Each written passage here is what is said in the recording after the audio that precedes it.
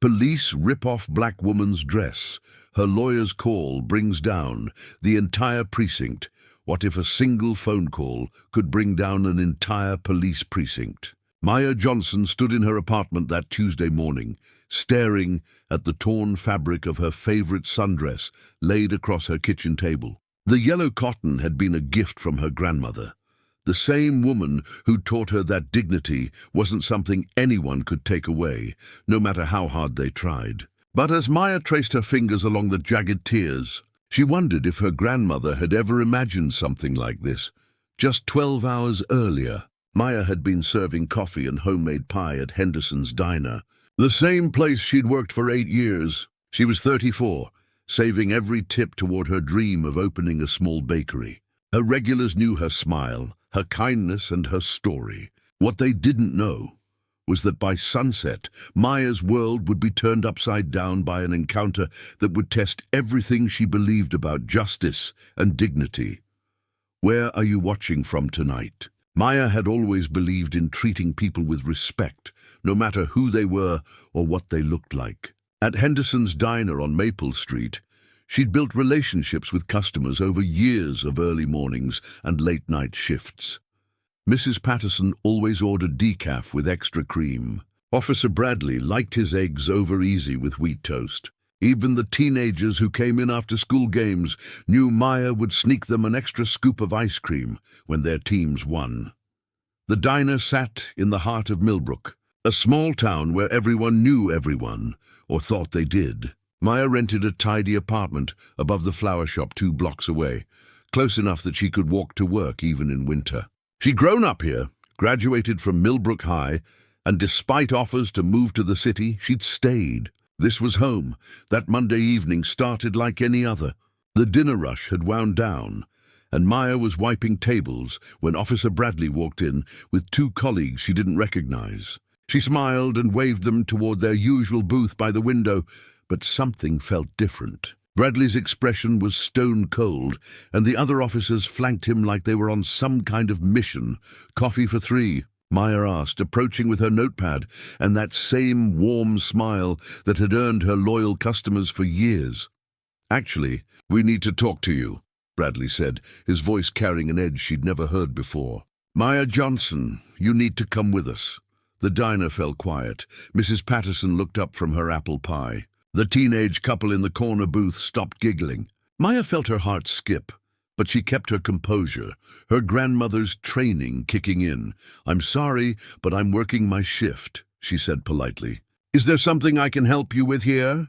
"This isn't a request," said the taller officer, whose name tag read Sergeant Collins. "We have questions about the incident at Riverside Park yesterday." Maya's mind raced.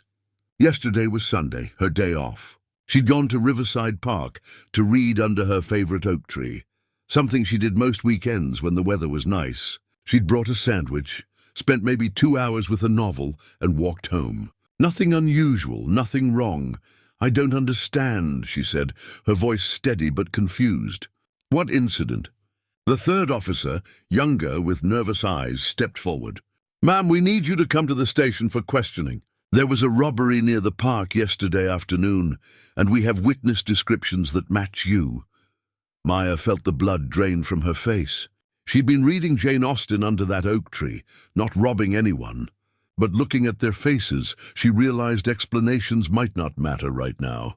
"Can I finish my shift and meet you there in an hour?" she asked, trying to buy time to think, to call someone, to understand what was happening. "No," Collins said firmly. "We're going now." Maya looked around the diner, at Mrs. Patterson's worried face, at her manager Tommy, who'd just walked out of the kitchen, at the life she'd built in this town through years of hard work and kindness. She thought about her savings account, slowly growing toward that bakery dream. She thought about her grandmother's voice. "Hold your head high, baby girl. Your dignity is yours to keep. Let me get my purse," she said quietly. But as she turned toward the counter, Collins grabbed her arm. "That won't be necessary."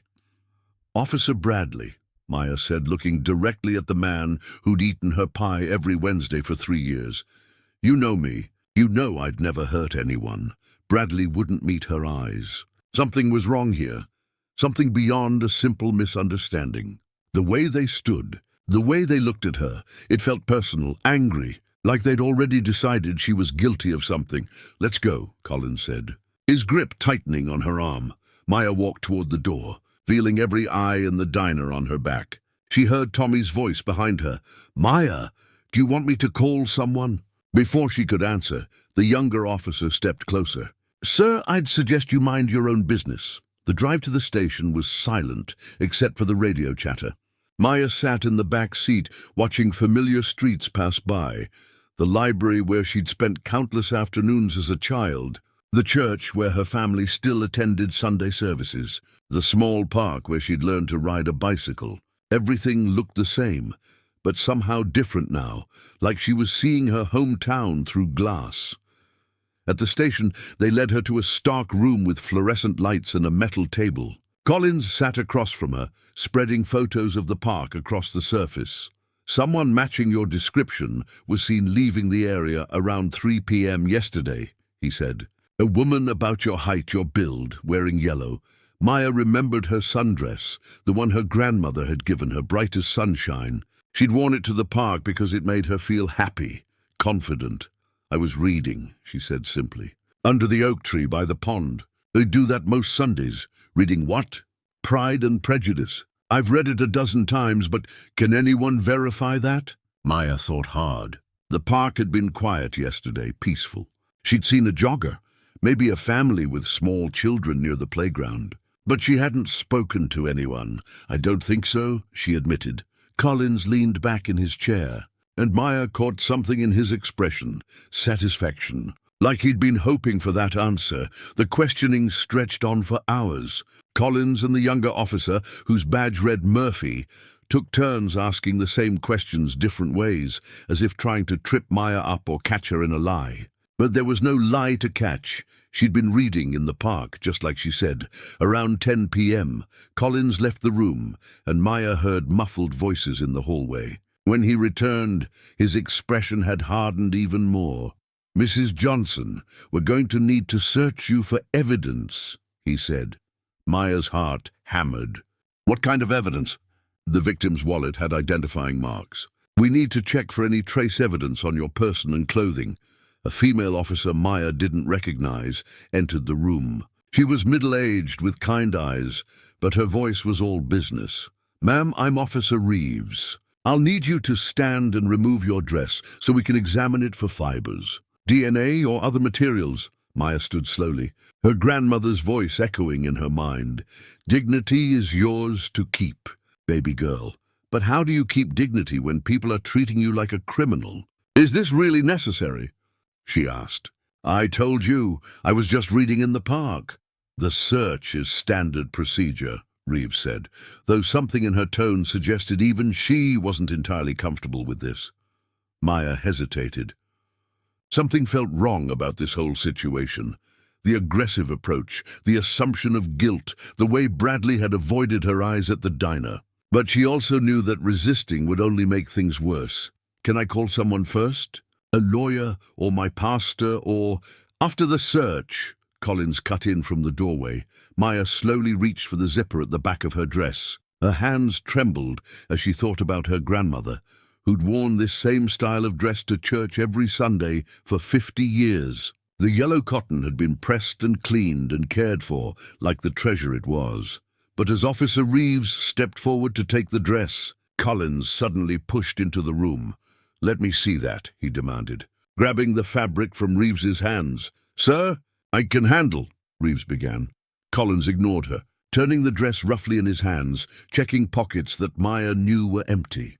Then inexplicably, she heard the sound of tearing fabric. "What are you doing?" Maya gasped, reaching for her grandmother's dress.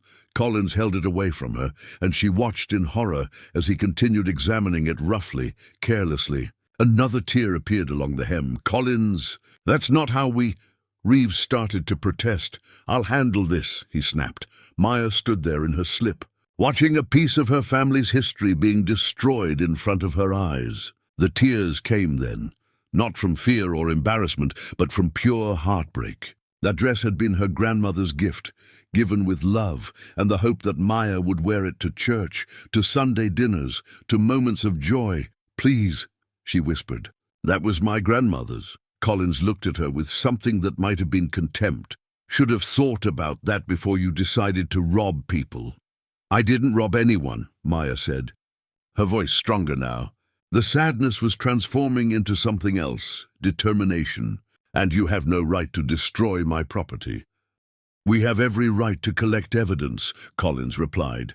But Officer Reeves stepped forward. "Sir, the dress has been adequately examined. I should process it now." Collins tossed the torn dress to Reeves and walked out. Maya sank into the metal chair, watching her grandmother's gift get sealed into an evidence bag, its sunny yellow fabric now torn and wrinkled. "I'm sorry about that," Reeves said quietly. "That's not how searches usually go." Maya looked up at her. "Why is this happening to me?" Officer Reeves glanced toward the door, then back at Maya. "I honestly don't know, but I'm going to document everything exactly as it happened." They gave Maya a plain gray jumpsuit to wear and finally allowed her to make a phone call. She called her friend Carmen, who worked as a paralegal downtown. "Maya? It's almost midnight. I'm at the police station," Maya said, trying to keep her voice steady. "They think I robbed someone, but I didn't. They destroyed my grandmother's dress, and I don't know what to do." Carmen was quiet for a moment. "Don't say anything else to anyone. I'm calling David Chen.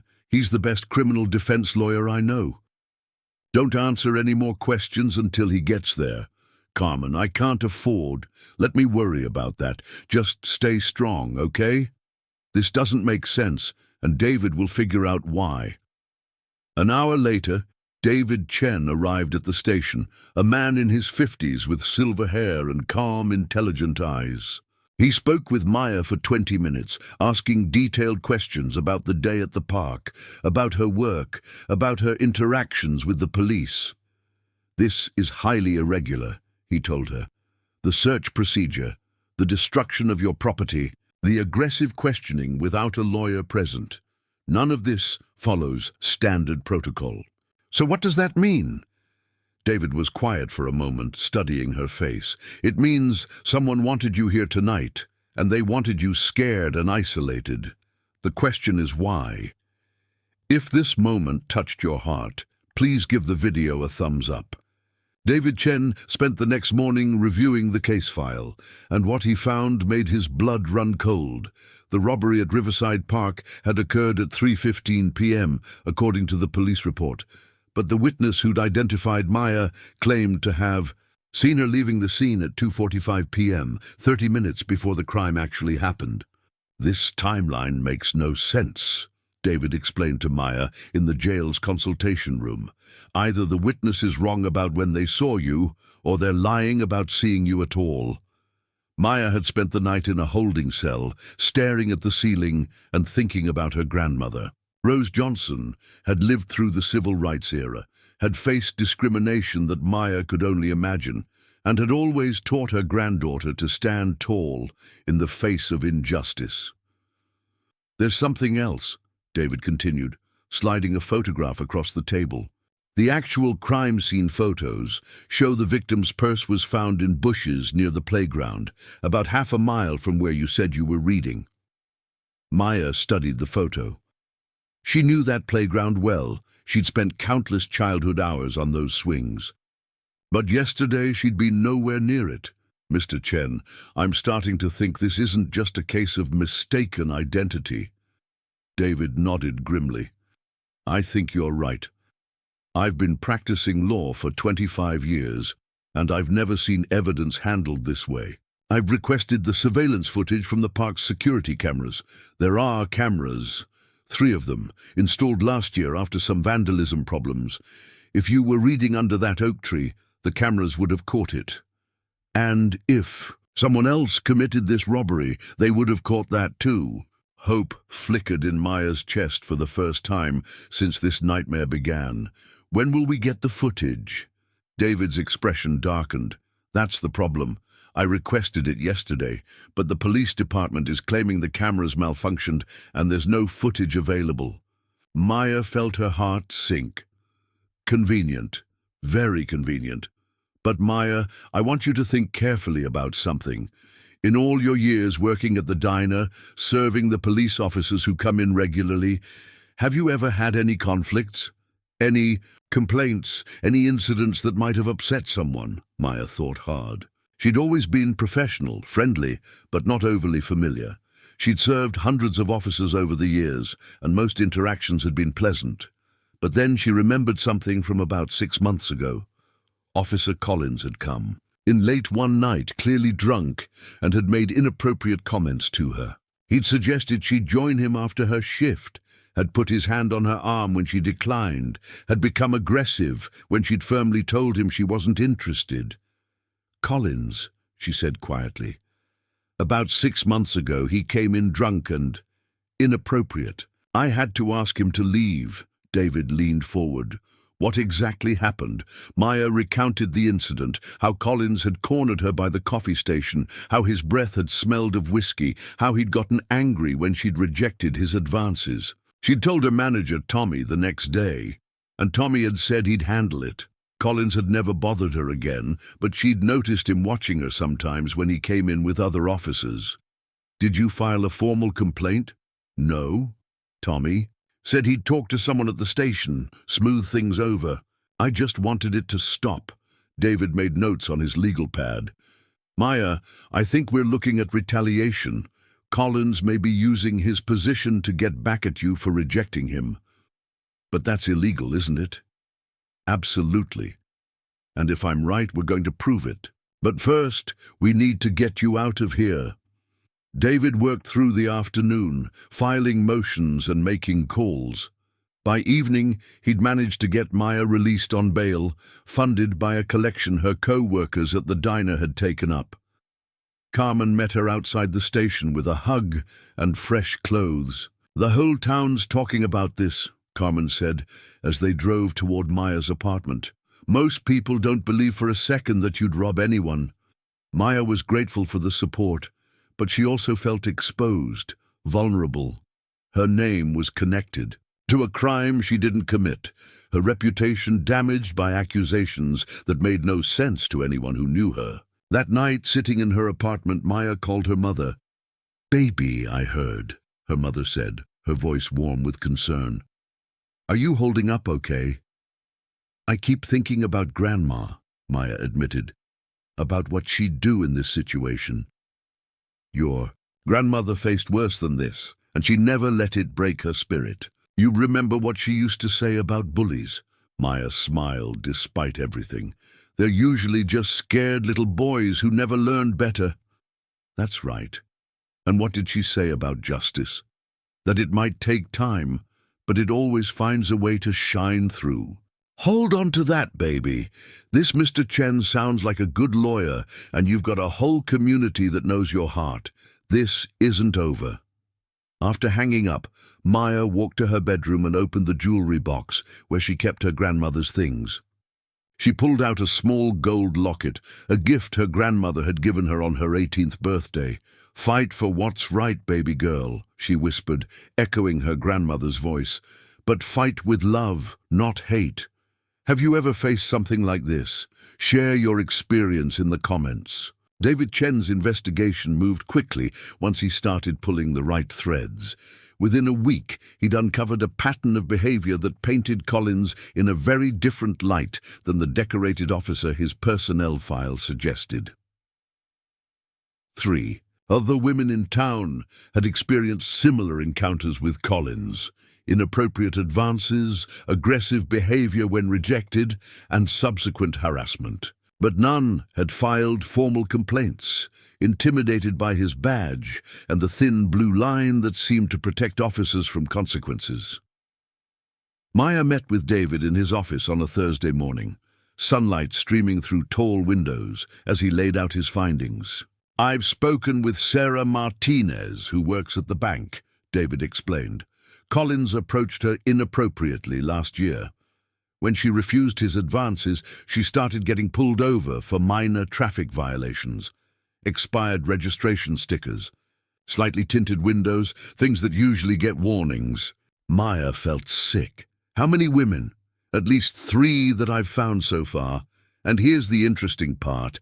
The security camera footage from the park wasn't destroyed after all. Maya's heart leapt. What do you mean? The cameras store footage on a cloud backup system that the local police don't control. I had to get a court order, but we retrieved everything from Sunday afternoon. David turned his laptop screen toward Maya. The footage was grainy but clear enough. There she was, sitting under the oak tree at 2:30 p.m., reading her book just like she'd said. The timestamp showed her there continuously until 4:15 p.m., when she packed up her things and walked toward home. But Maya, look at this. The second camera angle showed the playground area. At 3:20 p.m., a figure in dark clothes and a baseball cap approached an elderly woman from behind.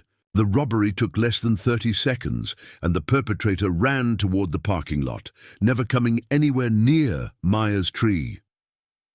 They had this footage the whole time, Maya said, staring at the screen. They had to have known. And there's more. David clicked to another file. The witness who identified you? Her name is Janet Pierce. She's Collins' ex-girlfriend, and according to public records, they had a very messy breakup last year. Maya felt pieces clicking into place. She lied about seeing me. She lied about everything. The times, the location, probably the description too. This was a setup from the beginning. David had already filed a motion to dismiss all charges against Maya, but he'd also done something else. He'd contacted the state attorney general's office about potential police corruption and civil rights violations. I want you to understand something, David told Maya. This isn't just about your case anymore. If Collins is using his badge to retaliate against women who reject him, he's violated federal law. The FBI takes these kinds of civil rights violations very seriously. 2 days later, Maya sat in the federal building downtown, across from Agent Patricia Wells, a woman in her 40s, with kind eyes and a no-nonsense attitude.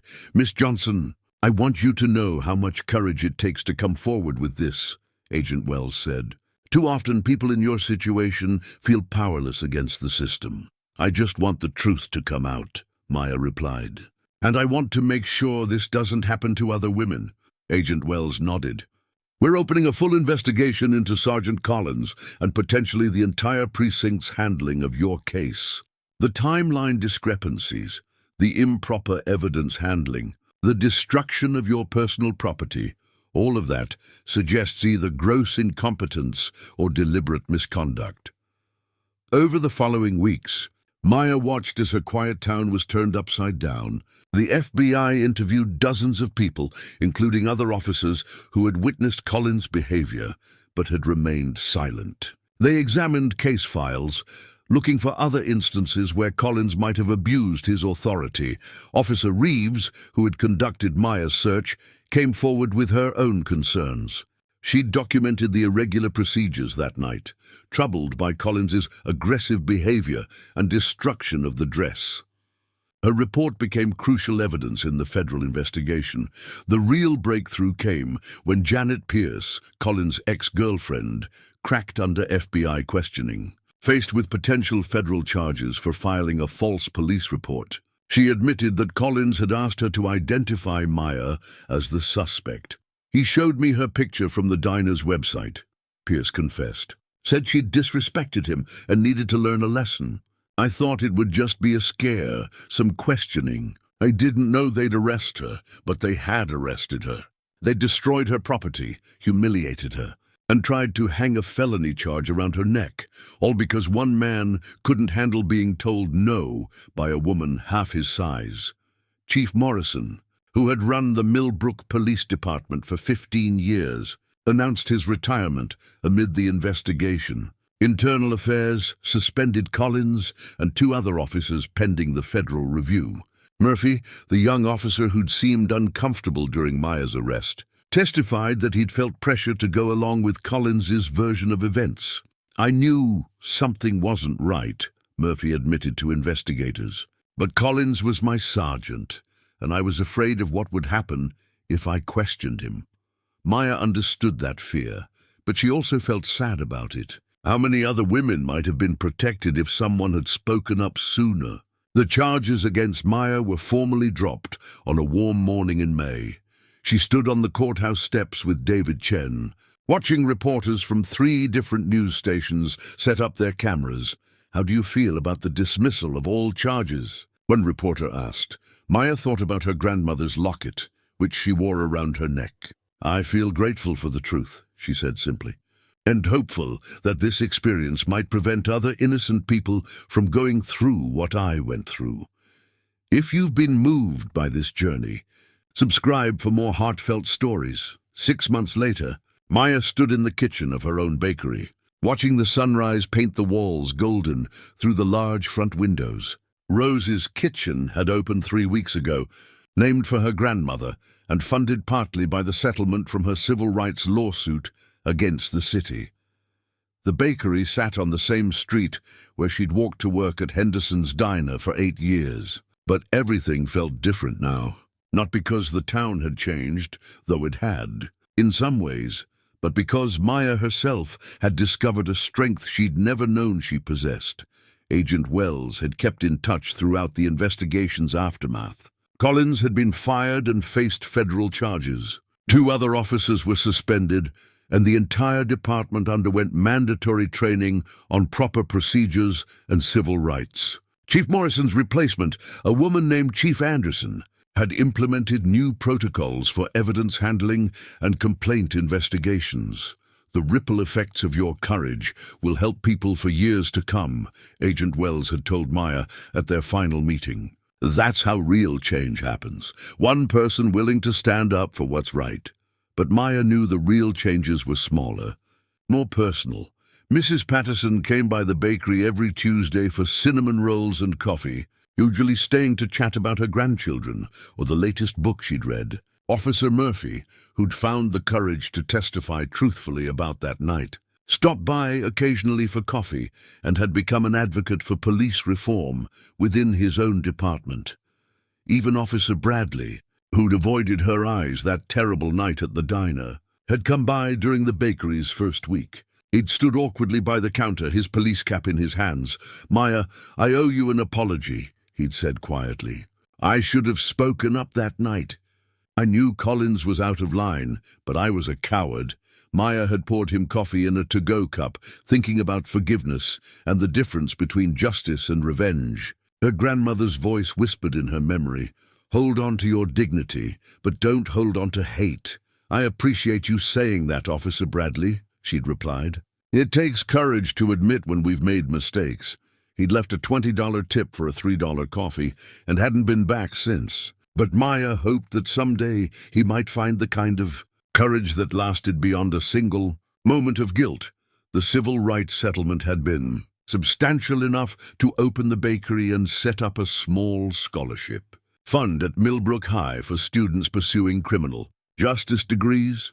Maya wanted to make sure the next generation of officers understood that their badges came with the responsibility to protect everyone, not just people who looked like them or agreed with them. Carmen had become her business partner, handling the books while Maya focused on baking. They'd hired 3 part-time employees, including Tommy from the diner, who'd been laid off when Henderson's closed due to the owner's retirement. "You know what I love most about this place?" Carmen asked on a busy Saturday morning, watching Maya pull fresh apple pies from the oven. "The smell of cinnamon. The fact that you named it Rose's Kitchen, but everyone calls it Maya's place anyway. Your grandmother would be so proud." Maya smiled, thinking about the small wooden box she kept in the office upstairs. The box that now held her grandmother's locket alongside the torn pieces of that yellow sundress. She'd kept every scrap, not as a reminder of that terrible night, but as proof of how far she'd traveled since then. The FBI's final report had been released to the public, documenting not just Collins' abuse of power, but systemic problems in how complaints against officers were handled. 3 other women had come forward with their own stories, and a victim support fund had been established to help people navigate the legal system when law enforcement failed them. Maya had testified before the state legislature about police accountability, sharing her story with lawmakers who were drafting new oversight legislation. She'd been nervous, standing at that podium in front of all those powerful people. But she'd thought about her grandmother's voice and spoken from her heart. What happened to me wasn't just about one bad officer, she'd told the legislators. It was about a system that allowed him to act without consequences, that silenced the voices of people who tried to speak up, that protected the badge more than the people it's supposed to serve. The legislation had passed, creating independent oversight for police departments and mandatory reporting requirements for officers who witnessed misconduct. But the victory Maya treasured most was smaller and more personal. Last week, a young woman named Jessica had come into the bakery, nervous and clutching a business card with David Chen's name on it. "I heard about what happened to you," Jessica had whispered. "And I think something similar is happening to me." Maya had sat with Jessica for 2 hours, listening to her story, sharing David's contact information, and most importantly, letting her know she wasn't alone. That conversation had reminded Maya why she'd fought so hard, not for revenge, but for the hope that other women wouldn't have to face what she'd faced. Now, as the morning rush began and regular customers started filing in for coffee and fresh pastries, Maya felt a deep sense of peace. Not because everything was perfect. It wasn't. There were still officers like Collins in departments across the country, still systems that protected power over people, still women who felt afraid to speak up, but there was also hope. There were officers like the new recruits Chief Anderson was hiring, people who saw their badges as a responsibility rather than a privilege. There were lawyers like David Chen and agents like Patricia Wells who fought for justice every day. There were communities that rallied around truth when it mattered most. Maya pulled her grandmother's locket from beneath her apron and held it for a moment, feeling the warmth of the gold against her palm. Rose Johnson had faced her own battles with grace and determination, had taught her granddaughter. That dignity wasn't something anyone could take away. The bakery's bell chimed as the first customer of the day walked in, a little girl with her grandfather, both of them smiling at the smell of fresh bread and possibility. "Good morning," Maya called out, her voice warm with genuine joy. "Welcome to Rose's kitchen. What can I make for you today?" Outside the windows, Millbrook was waking up to another ordinary day. But Maya knew now that ordinary days were actually miracles, full of chances to choose kindness over cruelty, truth over convenience, hope over fear. Her grandmother's voice echoed one last time in her memory. Justice might take time, baby girl, but it always finds a way to shine through. Maya smiled as she reached for her favorite apron, the one embroidered with sunflowers that reminded her of that torn yellow dress and everything it had taught her about strength. Justice had indeed found its way to shine through, and it was beautiful. Thank you for joining Maya on this journey of courage and hope. If this story moved you, please give it a thumbs up. Share your thoughts in the comments below and subscribe for more heartfelt tales of resilience and justice. Until next time, remember that your voice matters and your dignity is yours to keep always.